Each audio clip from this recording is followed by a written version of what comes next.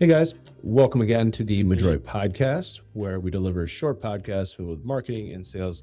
So, guys, on today's episode, what we're thinking of is who is your worst client, customer that you've encountered over the course of your time in business? What are some of the things that drove you nuts about them? What are some of the things that made it very difficult to even just do your job? So, Win, what do you got with that?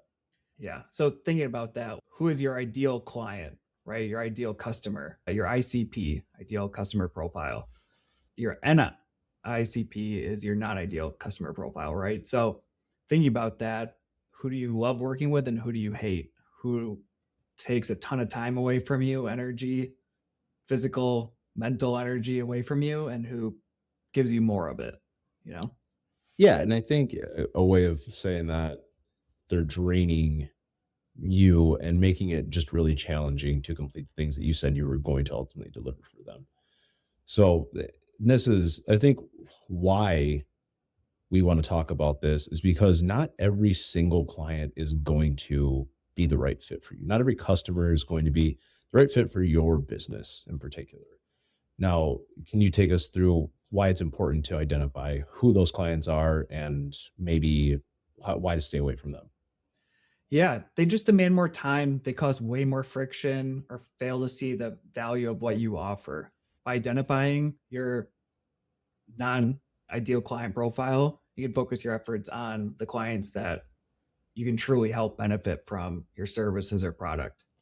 Yeah, and I would add on, this is not a one size fits all type situation, right? There's going to be variance based off of the business that you're in, but just I think some points are going to be that they may include clients with unrealistic expectations, or maybe there's misalignment on the budget, or there's just needs outside of your expertise. Now, I feel in certain cases, we've dealt with these on a variety of ways. I think maybe sometimes I've even been that unrealistic expectations person. But again, I think one of the ways you can make your way through that is by laying those expectations out very clearly and plainly between you and your client to make sure we're all in alignment at the start. So, how do you use your sales process to identify NICPs? Oh, it's a great question. I Okay. could go on forever about this, but I'll try to be brief. By defining your not ideal client profile, you can better and better weed them out of your sales funnel, right? So you can put specific verbiage that doesn't align with your not ideal client profile. And thus, it tells your ideal client profile, this is who I should be working with, right? Like they don't serve the person that's similar to me, but not me. They serve me. So it's huge in that regard. And you can, over time, really weed those people out so you don't have those wasted sales opportunities or prospect calls or discovery calls, or you do a first project for someone who's not going to be a good fit for long-term relationships or repeat sales. Yeah, and just as you were talking there, another question just came into my mind. Is there a defined point where I should be like, "Yep, I need to find out if they're the right fit now, or it's never gonna happen"? Every industry is different, right? In person, you'll still learn more and more. So, like some, you might have to be in person or have a phone call or video call to really identify that person is not an ideal client profile or not a fit for you. But some home service based companies, you can do that in a lead generation form and really establish like your values and the type of work you don't do. So they don't even get to that point. That answer it? I Yeah, feel like I think so.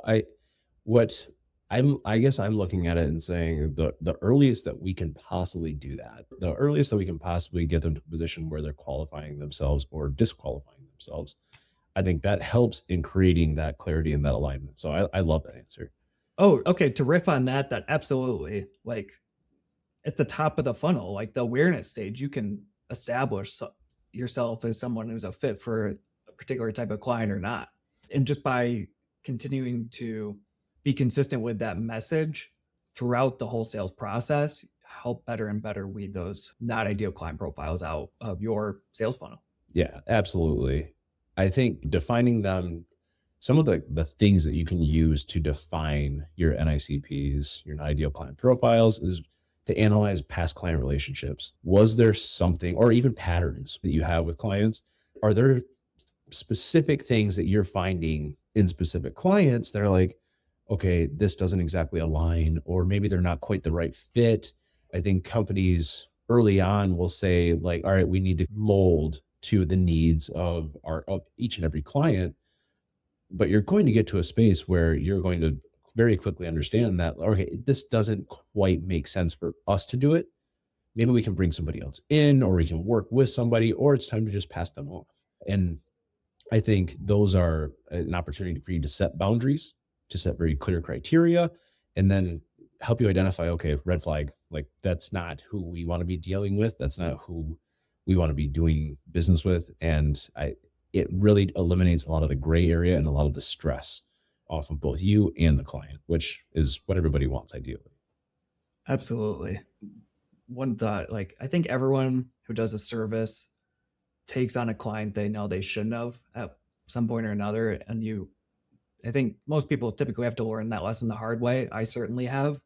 And you realize it soon after, I don't want to make that mistake again. And if you see yourself or your team making that mistake again, hey, it's really time to evaluate who your not ideal client profile is, to make room for your ideal client profile and better growth, better happiness with the team, clients, customers, patients, everyone. Yeah, I would agree.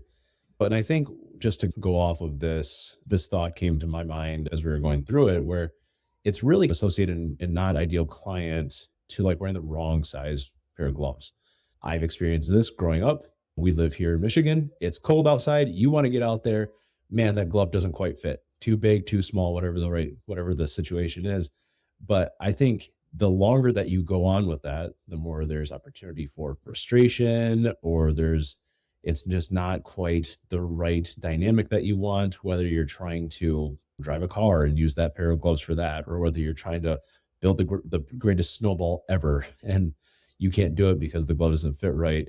It just creates this environment where you're trying to accommodate what the glove that you're wearing, and you know that it's not the right situation, but you're in such a rush, or you're in such a position where you're like, I need to make this glove fit now.